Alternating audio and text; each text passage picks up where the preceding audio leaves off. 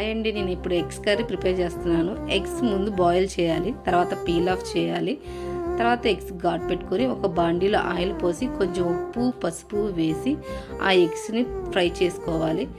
Fry చేసిన ఎగ్స్ని ఒక దాంట్లో తీసి పెట్టుకొని దాంట్లో చెక్క లవంగాలు యాడ్ చేసి అందులో ఇప్పుడు కొంచెం ఉల్లిపాయలు యాడ్ చేసి అవి కొంచెం బ్రౌన్గా ఏగేదాకా ఉంచి ఒక స్పూన్ అల్లం వెల్లుల్లి పేస్ట్ వేసి దాన్ని కూడా బ్రౌన్గా వేయించుకోవాలి. కొంచెం పచ్చిమిర్చి తర్వాత కరివేపాకు వేసి దాన్ని కూడా వేయించాలి.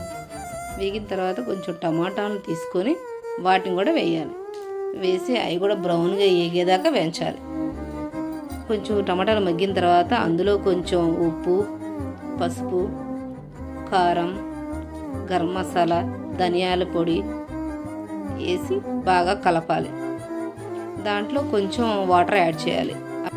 వాటర్ బాయిల్ అవుతున్నప్పుడు ఎగ్స్ని దాంట్లో వేసి కొంచెం కస్తూరి మేతి వేసి కర్రీ దగ్గరికి వచ్చాక కొత్తిమీర వేసుకొని సర్వ్ చేసుకొని వేడివేడిగా తినేయండి.